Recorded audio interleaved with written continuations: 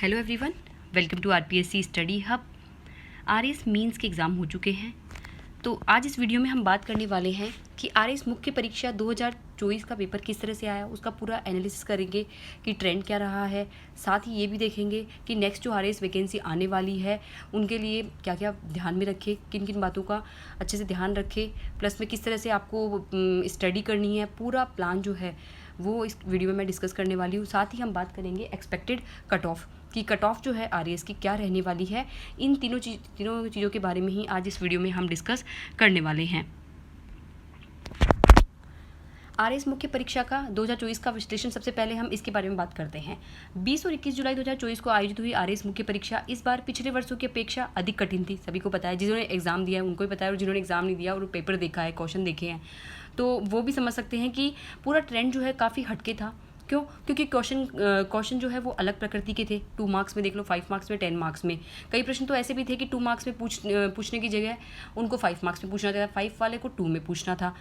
तो कहे, और प्लस ही हिस्ट्री वाला तो पार्ट मैंने बताया ही था आपको जैसे प्रीवियस वीडियो में कि हिस्ट्री के क्वेश्चन का ट्रेंड तो बदल चुका है, क्योंकि इस बार एनिशिएंट हिस्ट्री यानी प्राचीन काल से प्रश्न ज़्यादा आए हैं, मॉडर्न हिस्ट्री को वेटेज कम दिया गया है। परीक्षा के चारों पेपर में निम्नलिखित प्रमुख बिंदु देखने को हमें मिले। पहला है सामग्री वितरण। सामग्री वितरण की बात करें तो सबसे पहला पॉइंट है कि लगभग 40% प्रश्न संदर्भ नोट्स और पुस्तकों से सीधे पूछे गए थे। हाँ, अगर हम बात करें कि किसी भी कोचिंग के देख लो या फिर कोई भी बुक वगैरह देख लो या फिर रिलेटेड जो भी टॉपिक है उससे रिलेटेड जितने भी नोट्स है, 40% क्वेश्चन तो सीधे सीधे उसमें पढ़ गए हैं, ठीक है। और 30% जो थे वो अप्लाइड थे, यानी जिनके उत्तर देने के लिए व्यवहारिक ज्ञान की आवश्यकता थी। मतलब इसमें जो 30% क्वेश्चन थे ना, उसमें आप जो है वो रटने वाला चीज़ें नहीं चलेगी। अगर आपने क्वेश्चन हूबहू रट के गए हैं और आपने वैसा का वैसा लिख दिया है तो आपको मार्क्स जो है कम मिलेंगे या मिलेंगे ही नहीं। लेकिन अप्लाइड से ये हो गया कि उत्तर देने के लिए आपको पूरा व्यवहारिक ज्ञान यानी उस जो विषय को समझना, ठीक है, विषय के अंदर की जो गहनता है उसको समझते हुए उत्तर लिखना। कहने का मतलब यही है कि आपको जो भी टॉपिक है उसको अंडरस्टैंड करते हुए यानी पूरा उसको समझते हुए उत्तर को लिखना है, और अपने कंसेप्ट जो है वो बेसिक से क्लियर करने हैं। चाहे आप एनसीईआरटी से करो या भी कोई भी आरबीएससी की कोई बुक, मतलब किसी भी बुक से करो, लेकिन ऑथेंटिक और अच्छी बुक से जो है आप पढ़ें और अपने कॉन्सेप्ट जो है वो आप क्लियर करें, तभी आप जो है अपकमिंग जो आरएस मेंस एग्जाम होगी उसमें जो है आप अच्छा कर पाएंगे। क्योंकि अभी जो क्या हुआ है, अधिकतर लोग जो है वही कि आरपीएससी जो है वो ज़्यादा अप्लाइड क्वेश्चन नहीं पूछती है, ठीक है, टू द पॉइंट बात करती है। लेकिन इस बार आरपीएससी ने क्या किया है, अप्लाइड क्वेश्चनों की संख्या बढ़ा दी है, तो उससे क्या हुआ है कि व्यवहारिक ज्ञान जो है वो अभ्यर्थियों से जाने लगी है। तीसरा है कि 30% प्रश्न अत्यंत कठिन थे जिन्हें हल करना चुनौतीपूर्ण था। अब ये 30% जो है प्रश्न जो कठिन थे वो उन्हीं के बस की बात थी जिन्होंने उस टॉपिक को डीप से जाके पढ़ा है, ठीक है। साथ ही उन्होंने अच्छी तैयारी करी है, साल भर करी है, 2 साल करी है, मतलब वो तैयारी पे अपनी कंटिन्यू है। क्योंकि बंदा जो है कंटिन्यू तैयारी में रहता है जब भी वो एक्स्ट्रा चीज़ें पढ़ पाता है, क्योंकि इतना सिलेबस इतना बड़ा है कि आप उसकी जो मेन बातें हैं वही पढ़ लो तो काफ़ी है। अगर उसके अंदर डीप में अंदर जाओगे तो आपको टाइम भी चाहिए, प्लस में रिविजन भी चाहिए और एग्जाम में रिकॉल भी होना चाहिए। तो सब चीज़ें जो है यहाँ पर इंपॉर्टेंट हो जाती है। तो आपको बल्कि अभी से ही अगर आरएस की कोई तैयारी कर रहा है तो आपको अभी से ही जो है वो आरएस की तैयारी में लग जाना चाहिए, क्योंकि पेपर जो है आने वाले सालों में जो है कंपटीशन बढ़ने ही वाला है, पेपर की टफनेस भी जो है वो बढ़ने ही वाली है, कम नहीं होने वाली है। और ट्रेंड जो है वो भी आरपीएससी ने बदला है, तो हो सकता है अगली बार भी कुछ ट्रेंड बदलता हुआ ही हमको दिखे। फिर है प्रश्नों का स्वरूप। अब बात करें कि प्रश्नों का स्वरूप कैसा था। प्रश्नों का स्वरूप था कि कई प्रश्न जिनके लिए 2 अंक वाले प्रश्न होने चाहिए थे उन्हें 5 या 10 अंकों के सेक्शन में पूछा गया, जिससे उत्तर को विस्तारित करना मुश्किल हो गया था। अब जैसे पेपर में क्या था कि अधिकांश जो सब्जेक्ट है उनमें 2 अंक वाले जो प्रश्न थे उनमें जो है वो उनको 5 या 10 अंकों में पूछ लिया, ठीक है। उनका उत्तर है हम इतना विस्तार से लिख ही नहीं सकते हैं। और जबकि अगर हम बात करें किसकी 2 अंकों की, तो 2 अंक वाले जो है उन्होंने किस में पूछ लिए हैं, 5 अंकों में।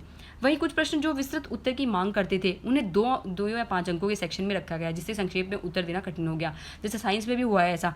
साइंस के भी 1-2 प्रश्नों में क्या हुआ है कि साइंस का वो प्रश्न जो है वो 5 अंक या 10 अंक के टाइप का था, लेकिन उसको 2 अंक के प्रश्न में जो है पूछा गया। अब अभ्यर्थी को क्या है, ज्ञान उसका अधिक है, तो वो उसको कंसाइज वे में लिखने के लिए टाइम भी चाहिए, सोचने के लिए टाइम भी चाहिए, वो सब बातों को लिखे भी, क्योंकि कुछ भी पॉइंट छूट गया तो उसको नंबर कम मिलेंगे। तो ये जो है कहीं ना कहीं देखने को हमें इस पेपर में भी मिला। अब हम बात करें कट ऑफ का पूर्वानुमान। कट ऑफ का पूर्वानुमान जो है वो जो जितने भी अभ्यर्थियों ने एग्ज़ाम दिया है या फिर जितने भी जो है सर्वे हुआ है उसके अकॉर्डिंग जो बताई गई है, ये प्रमाणिक तो नहीं कहा जा सकता, लेकिन लगभग जो है वो इतनी जो रह सकती है, एक अनुमान है। यदि उत्तर पुस्तिकाओं की जांच पिछले वर्षों की तरह कठोरता से की गई है तो कट ऑफ लगभग 290 से 300 अंकों के बीच रह सकती है। ठीक है, अगर हम बात करें कि हार्ड चेकिंग होती है तब तो ये 290 से लेकर 300 के अंकों के बीच रहेगी। यदि उत्तर पुस्तिका जांच थोड़ी उदारता से की गई है तो कट ऑफ लगभग 320 से 330 के आसपास रहेगी। तो ये दूसरा वाला जो है वो बिल्कुल सही लगता है। क्यों? क्योंकि इस बार पेपर जो है वो डिफ़िकल्ट आया था थोड़ा।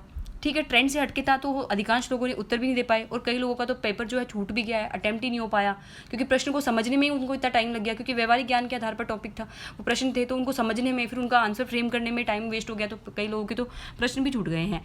तो इसलिए कट ऑफ जो है वो 320 से लेकर 330 के आसपास भी रह सकती है।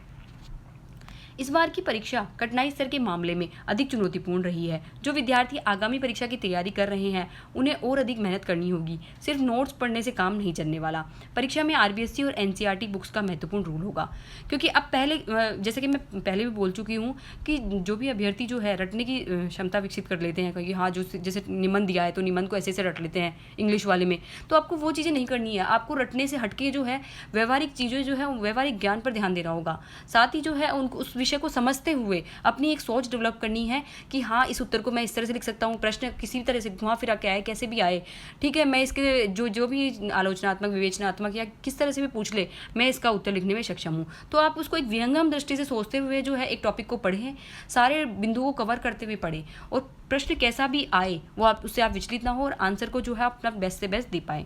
इस तरह से आपकी तैयारी जो है होनी चाहिए। तो ये होगा कब? जब आप बेसिक से पढ़ेंगे, आरबीएससी के नोट्स, आरबीएससी की बुक से पढ़ेंगे, एनसीईआरटी की बुक से जो है बेसिक कंसेप्ट क्लियर करेंगे, फिर आप जो है ऑथेंटिक बुक्स पे या फिर जो सब्जेक्ट की बुक्स है मार्केट में जो टॉपिक वाइज अवेलेबल है फिर बाद में आप देख सकते हैं। लेकिन एक बार के लिए आप बेसिक से शुरुआत करिए। बेसिक नॉलेज आपको लेना बहुत अधिक जरूरी है। अब हम बात करें कि नेक्स्ट आरएएस वैकेंसी की तैयारी करने वाले ध्यान रखें। उसके लिए ये है कि सिर्फ किसी भी कोचिंग के नोट्स पर निर्भर आपको नहीं रहना है कि हाँ आपने चलो कोचिंग ज्वाइन कर ली, कोचिंग की टेस्ट सीरीज ज्वाइन कर ली तो उसी के भरोसे आप ठीक है कोचिंग वाले करा देंगे। ऐसा बिल्कुल भी, अगर आपको कंप्लीट सिलेक्शन लेना है तो कोचिंग के भरोसे नहीं बैठना है। आपको स्वयं की तैयारी, कोचिंग के साथ साथ आपको स्वयं की तैयारी और स्वयं का एनालिसिस करना है कि हाँ मेरा सिलेबस कितना तैयार हो गया है, टॉपिक जो है वो मैंने कितने तैयार कर लिए हैं, कोई टॉपिक छूट तो नहीं रहा और कहाँ कहाँ से मुझे पढ़ना है। ये सब चीज़ें जो है आपको पहले ही तैयार कर लेनी है और अपने नोट्स भी आपको तैयार कर लेने हैं। सिलेबस के अनुसार जो टॉपिक आरबीएससी और एनसीईआरटी बुक्स कवर करती है वो सब टॉपिक एक बार इन बुक्स से ज़रूर पढ़ें। इन बुक्स की सिविल सेवा की किसी भी परीक्षा में भूमिका सबसे ज़्यादा रही है और रहेगी। अब सिलेबस के अनुसार जो टॉपिक आरबीएससी और एनसीईआरटी बुक्स कवर करती है वो टॉपिक एक बार इन बुक्स से तो आपको पढ़ना ही है। साथ ही जो है आपको क्या करना है, अपने जो शॉर्ट नोट्स भी साथ साथ बना लेने हैं अगर आप कोई बनाना चाहता है, या फिर उसी में हाईलाइटर जो है एनसीईआरटी में आप लगा लीजिए। लेकिन बार बार फिर आपको एनसीईआरटी देखनी पड़ेगी। इससे अच्छा ये है कि टॉपिक वाइज आप नोट्स ही एनसीईआरटी आरबीएससी से अपने बना लीजिए। तो उससे क्या होगा, आपको बार बार रिविजन करने में आसानी होगी, क्योंकि एक ही जगह से आप बार बार पढ़ेंगे और खुद के लिखे हुए नोट से पढ़ेंगे तो आपको जल्दी याद होगा और जल्दी समझ में भी आएगा। ओके और सिविल सेवा की कोई भी परीक्षा हो, अगर एक बार आपने आरबीएससी और एनसीईआरटी को बहुत अच्छे से पढ़ लिया है ना तो आपको बेसिक आगे कहीं जाकर दिक्कत नहीं आएगी। साथ ही अगर हम बुक्स की और प्लस में एनसीईआरटी जो भी अपना आरएएस और प्री और मेन से रिलेटेड जितनी भी बुक्स है उसकी जानकारी जो है मैंने मेरे वीडियो जो है प्रीवियस वीडियो है उनमें दी गई है, तो उनका लिंक मैं डिस्क्रिप्शन बॉक्स में दे दूँगी, जहाँ से आप जो है वो पूरी बुक लिस्ट कि आरएएस प्री के लिए आपको कौन सी पढ़नी है, आरएएस मेंस के लिए आपको कौन सी पढ़नी है, आप डायरेक्ट जो भी लिंक पर क्लिक करके देख सकते हैं। जितना ज़्यादा हो स्टैंडर्ड बुक से आपको पढ़ना है। ग्रेजुएशन कर रहे साथी स्नातक स्तरीय पुस्तकें अच्छे से पढ़े। यह पुस्तकें लिखित परीक्षा हेतु अच्छा कंटेंट और विश्लेषणात्मक अध्ययन और समझ विकसित करने के लिए सबसे उपयुक्त होती है। तो आपको विश्लेषणात्मक दृष्टिकोण अपनाना है। रटन विद्या जो है वो उसको छोड़ना पड़ेगा। मेंस में बहुत से प्रश्न आपको किसी बुक्स में नहीं मिलेंगे, वे आपकी समझ पर आधारित होते हैं जो यहीं से हमें प्राप्त होते हैं। ठीक है, सिर्फ नोट से काम नहीं चलेगा, मेहनत बढ़ाएं, रिसोर्स भी बढ़ाएं।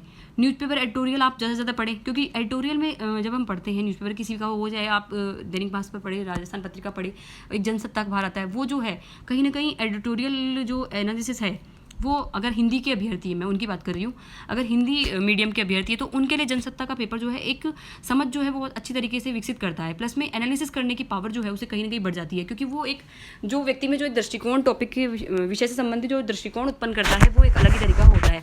तो आप जनसत्ता भी जो है पढ़ सकते हैं। उसके साथ साथ आपको अपनी बुक लिस्ट में आरबीएससी, एनसीईआरटी, एनआईओएस, इग्नू आदि की पुस्तकों को भी अपने सिलेबस के अनुसार स्थान देना चाहिए टॉपिक वाइज। ऐसा नहीं कि पूरी बुक्स पढ़ रहे हैं, आप अपने टॉपिक देखिए, सिलेबस निकालिए और सिलेबस में देखते जाइए कि कौन कौन सा टॉपिक जो है वो कौन कौन सी बुक में कवर हो रहा है, उसके अकॉर्डिंग आप या तो वहीं पे लिख दीजिए और फिर धीरे धीरे आप पढ़ते जाइए और अपने साथ साथ अपने नोट्स बनाते जाइए। ठीक है, उसके साथ ही मैं ये बोलना चाहूँगी कि चैनल को जो है सब्सक्राइब करते रहिए और ऐसे ही जो है वो आप बढ़ाते रहिए। साथ ही अगर हम बात करें आंसर राइटिंग कीवर्ड्स पर फोकस करना ज़रूरी है। अब अगर अभी तो पता है कि नोटिफिकेशन का कुछ कंफर्म नहीं है कब आने वाला है, लेकिन तैयारी जो है आपको अभी से शुरू कर देनी है, क्योंकि आंसर अगर मेंस की आपकी तैयारी और मेंस के आपके नोट्स बन जाएंगे। जो बिगिनर्स हैं उनके लिए तो मेंस की तैयारी जो है प्री के साथ साथ मेंस कर सकते हैं, लेकिन मेंस के लिए थोड़ा थोड़ा आंसर राइटिंग और अपने नोट्स बनाना आप शुरू कर दीजिए, क्योंकि मेंस का सिलेबस इतना बड़ा है कि आप कम दिनों में पूरा नहीं कर सकते हैं। तो आपको जो है प्री मेंस पर थोड़ा थोड़ा फोकस करते हुए आंसर राइटिंग पर भी ध्यान देना है। आई होप आज का वीडियो आपको अच्छा लगा होगा। So thank you for watching this video. Bye.